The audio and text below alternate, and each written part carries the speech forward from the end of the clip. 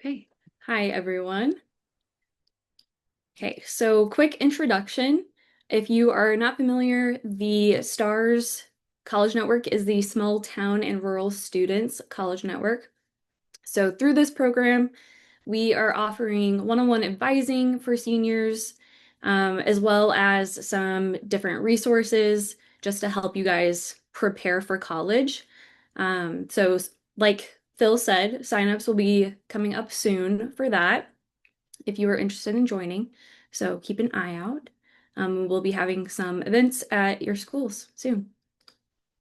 Okay, so a quick note before we jump into the actual bulk of the presentation.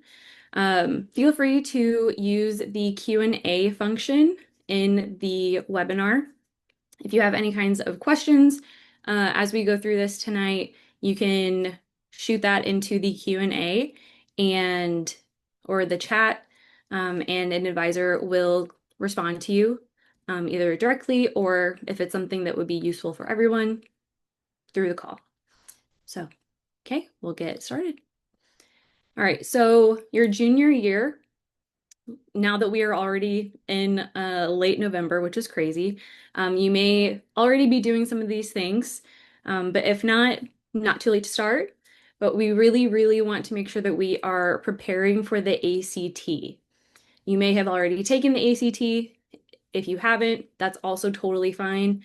There is plenty of time this year and next year, but we want to try for the highest score that we can get because that can mean more scholarship money. Even just 1 point can be the difference between $5,000 in scholarship money or 8,000. Um, Situation is different at every school and every outside scholarship, but generally, the better the score you're able to receive, the more scholarship funding you can receive as well. There are a lot of free resources online, so you definitely do not need to pay for ACT prep. If you do, that's perfectly fine. But if you're not able to do that, if you don't have the resources to do so, there are plenty of things online that are free. STARS also has some ACT prep that we can provide to students. So if you are interested in that, that's another thing we can be sharing more information on soon. But we really hope to be done taking the ACT by September, or sorry, not September, October of your senior year. That is when things are going to be really crazy. So the last thing we want to do is be focusing on the ACT all the way in December, or trying to do that in the spring, when we have a lot of other priorities that are at the forefront of our minds. But we want to start early on that prep so that we can do the best that we can. Another thing, we are building our college list. Again, if you haven't done this yet, that is perfectly fine. But we want to think about all of the different qualities of a college that we are looking for, not just if they have programs, academic programs that you're interested in, but is it close to home? Do you want a really large student population or maybe a smaller one? Do you want to do a private school or is public more your speed? We want to make sure that we are finding a good fit that is hitting all of the areas. So financial, academic, and social. So there are a lot of different things that we can consider, and we are working on building that list. We're making our priorities list and doing our research to find the different colleges and universities that may fit those needs. A part of that is attending those rep visits that your school puts on, or even going to campus tours if you're able to. Getting a feel for the campus can really give you a pretty good idea of if that is somewhere that you will feel comfortable in the future. Seeing it in person is a lot different than seeing it just online or even hearing from your friends who go there or a sibling or a parent or whoever. Experiencing it for yourself can give you a pretty good idea of if that's where you want to be or not. And we want to learn about those financial aid opportunities, different extracurriculars, if they have any student groups or organizations that you're interested in, and especially those admission requirements. We want to know if we are checking all of their boxes, if we have the right classes on our transcript, if we have the minimum test score, all of those different things. Because we don't want to be putting all of our energy into a school that maybe isn't really the best fit for us academically. So, building your college list, it's kind of intimidating, but there are a lot of different tools that you can use online to help with that work. One that I personally am a really big fan of, I use it all the time with students, is bigfuture.org. So some of these are pretty similar, have different functions, but Big Future is a really nice one because it's kind of a one-stop shop. You can use different filters to narrow down what you're looking for based on tons of different things, but they do also have scholarship information, career resources, lots of things. Niche.com is similar to Big Future. You can use those filters, but you can also see how each university is ranked. So that is great if you are looking for a more prestigious school. That can give you kind of some pointers in that direction. But you can also take a college quiz to match with schools that are actually fitting what you're looking for. So that quiz kind of takes some of the work out of things for you and maybe makes it a little bit less intimidating and gives you kind of some pointers on where to go. Same thing for College Vine. That one is really cool because you can actually try to figure out your chances of being accepted to a particular university or college. So if you are looking into more selective schools, somewhere like WashU, for example, or Duke, or um, Vanderbilt, schools that have a lower acceptance rate, College Vine, you can put in your information and their admissions calculator will tell you what your chances are of being accepted. So that can kind of take some of the guesswork out. Last one is score.com. So that one is similar to the others. You can match with colleges that have those qualities you're looking for. But once you receive your results, you can select to follow the college and they will provide updates to you of upcoming events. You will have that connection established. So again, taking some of the work out of it for you, which is really helpful. Going into the spring, you will be taking the ACT for the first time if you haven't yet. Check if your school provides the ACT for free. Many schools do. So you don't have to worry about paying for the test, which is awesome. It's like $70, so save your money if you can. Talk to your counselor though, if you are unsure about if your school provides the test for free. My tip is to take the ACT at least twice and actually try to focus on the areas that you succeed or sorry, what's the word? Excelled in. Rather than where you struggled because it's harder to play catch up in math if math isn't your strong suit than if you were, good at reading, good at English, and you're more likely to improve in that area that you're already doing pretty well in. It's also really helpful to take practice tests. Usually sweet spot is like 3 to 5 practice tests so you can kind of get the hang of it, understand the format of the test and the time limits and all of that.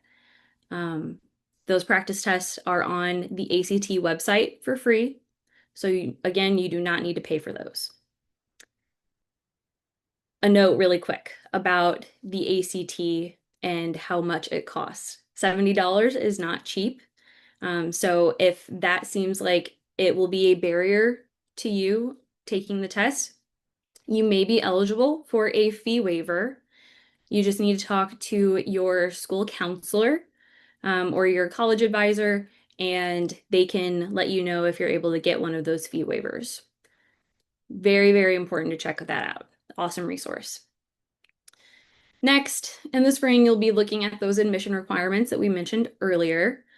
Look at the average GPA and ACT score of incoming students. Make sure that you are kind of on par with the students who are already accepted to that school.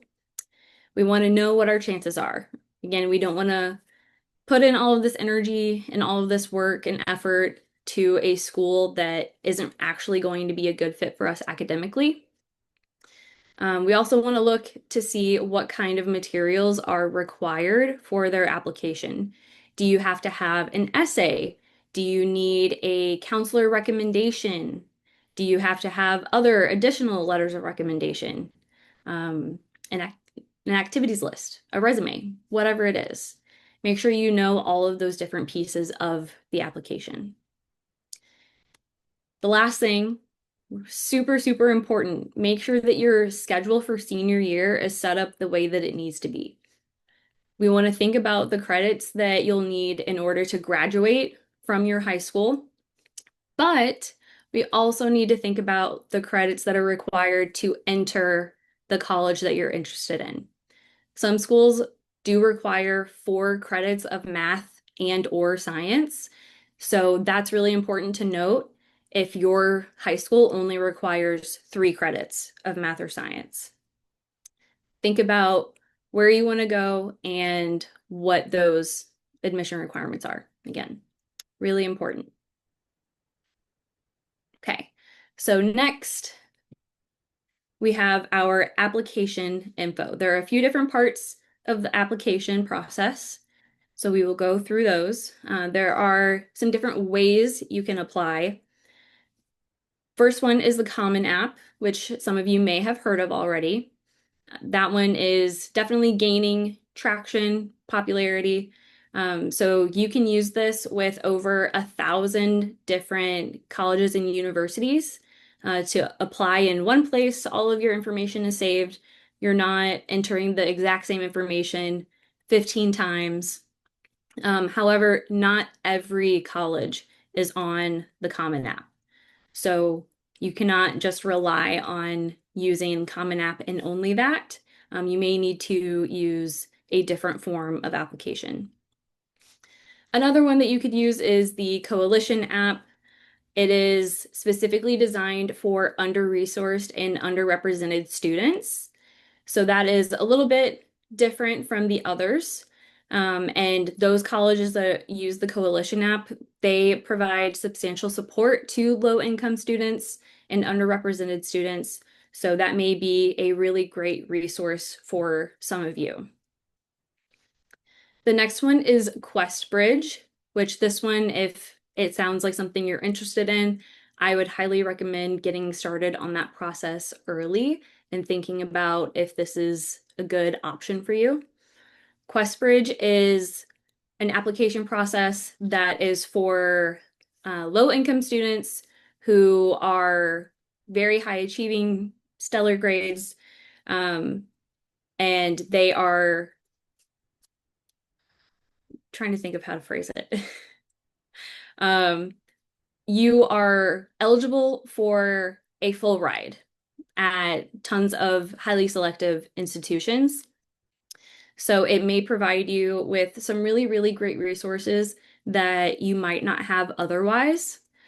Uh, QuestBridge has a ton of different resources for students, even if you do not match with one school in particular that you were interested in, there could be some other things on the table for you. And then the last one is institution specific. So that is when you go to the college's website and you apply directly there. So like I said, not every school is on the Common App. You may need to go just to that school's website and apply there. So you have a few different options, and just depends on what fits best for your particular situation. Next, we're looking at the different types of rounds of applications. So it can get a little bit confusing with early decision and early action, but the most important thing to make that distinction is early decision is a binding agreement. So you can only apply to one college early decision, and if you are accepted to that school, you have to withdraw all of your other applications and enroll in that university. So WashU is a school that does early decision. There are 2 rounds of early decision. And then some others are Vanderbilt, Johns Hopkins, those highly selective schools. And then early action, on the other hand, is not binding. You do not have to go to that school if you are accepted. You are just receiving an early response to your application. So it's kind of an early apply, early response sort of thing. You do not have to commit to anything until that typical date of May 1st. This is really common at four-year universities. University of Illinois, Wisconsin, Madison, Mizzou, lots of different state schools offer early action. And again, it is not binding. And then there is regular decision. This is very common. Non-binding, again, just like early, with no limit. So regular decision, you hear back later in the year, but you have no commitments to that school. And then last, there is rolling. That is a little bit less pressure. That is a non-binding plan with no limits again. And decisions are released as they're made. You do not have to wait until a certain point in the school year. So Mizzou, Truman, Missouri State, all of those schools offer rolling admissions. So if you apply in October, you can hear your admission decision in October or November. You do not have to wait until the spring. So 4 different types of applications. Another piece of the application process that is very, very important, letters of recommendation. That can be absolutely crucial to admissions and scholarships. So it's really important that as you go through junior and senior year, try to make a conscious effort to be building relationships with those adults around you at school. This should be someone who actually knows your character, knows your work ethics, the things that are important to you, and they're willing to vouch for you. If they don't really know you too well, if they just say, yeah, it's a good kid, that's not really going to help your case very much. So we want to have someone who actually knows you and can say, these are the students' strengths. This is what I know of them. And they're there to back you up, basically. And this doesn't have to be a teacher. It certainly can be, but it could also be a coach, a counselor, your employer if you have a part-time job outside of school, the sponsor for a club or organization you're a member of, lots of different people. Next piece is essays. I know essays can be a little bit tricky for some of us, but working on an essay, at least one personal statement, is going to be really, really crucial. There are a ton of different essay writing techniques that you can look into online. There are common prompts. You can even look at the prompts for Common App. They always have them available online. You can look through, see if there are maybe a couple different prompts that you would be able to answer, and you can start practicing. What do you want to say? Make your outline. It's also really important to get feedback. So talk with your English teacher or another faculty member who can proofread your essay And when they offer you feedback, it's really important that you actually take it into consideration when you're making your edits. Don't say, okay, here are all of your comments. I'm not going to really read them. Or I don't want to edit my essay anymore. I want to be done. That's not going to help you. So we want to actually take that feedback into consideration and make edits accordingly. Last piece is interviews. Not every school will require you to do an interview. Um, it might be more common for scholarships, whether they are through a local organization or a leadership scholarship from a university. Interviews are typically a part of that process. And a lot of different school organizations at your high school, they offer leadership opportunities or competition teams that could be student council or FFA, FBLA, tons of different things where you have all these different opportunities to learn your strengths and weaknesses and work on your public speaking skills. I know it's not that fun. I personally had a lot of anxiety around interviews when I was a teenager. Um, but you have a lot of resources around you to improve that skill. And it's always better to work on that earlier rather than later when you're really needing it. Okay, so next we are going on to college types. There are a lot of different kinds of colleges.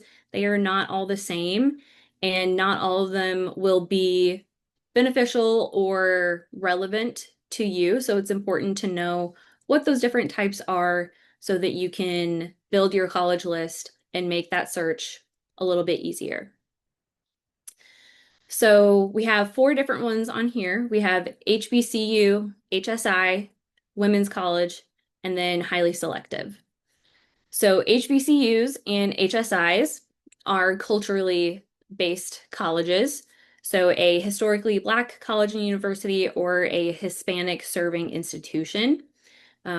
We have two here in Missouri. We have Harris Stowe State University and Lincoln University for HBCUs. And then in the Midwest as a whole, there are about 20 HSIs. So we have some different options for that specific interest. And then women's colleges, uh, they're a little bit less common. Midwest only has 7 women's colleges, and these are either exclusively or primarily enrolling women. There may be some schools that are women's colleges, but they do enroll male students. It's just primarily women. And then highly selective, which is a term that we've used a couple times tonight. Those are schools that admit less than 15 to 30% of their applicants. So those schools are known for very rigorous academic environments, highly competitive applicant pools, and prestigious reputations. So that could be the Ivies like Harvard, Yale, Princeton, Stanford. It could be WashU. WashU is a highly selective institution. Then next we have liberal arts, which is a school that has study across a variety of subjects. So you are taking classes in all different subjects. You're getting literature, art, sociology, history, philosophy, English, anthropology, math, and linguistics. They want you to be a well-rounded student. You are not only focusing on your major, you are touching in lots of different subjects. And then a comprehensive school. That is a college that offers an array of bachelor's and master's degrees and maybe a small number of doctoral degrees. They do tend to accept the majority of applicants and they serve a more diverse student body. So you may be able to attend the same university for each level of your higher education if you so choose. And then a STEM college. We know that that is focusing on science, technology, engineering, and mathematics. So a school like Missouri S&T is a STEM college. They emphasize problem solving, critical thinking, and practical application of knowledge. And then our next one, the last one, is direct entry programs. Academic programs that typically combine undergrad and graduate degrees into one carefully planned program. There is not a lot of wiggle room in those kinds of programs. Some nursing programs are direct entry, or let me think. Speech language pathology, a lot of times it is in healthcare related fields, but it also could be education or anything like that. The whole point of that is to streamline your education and get things going a little bit quicker. Okay, that was a lot of information being thrown at you at a rapid pace. But if you have any questions, you are always free to reach out to your advisor. But remember that you also have your own resources. It sounds silly, but just Google it. You have the whole world at your fingertips. Um, you can find those answers for yourself, but you also always have your advisor, your counselor, your teachers who are there to help you and guide that research. But you have your resources.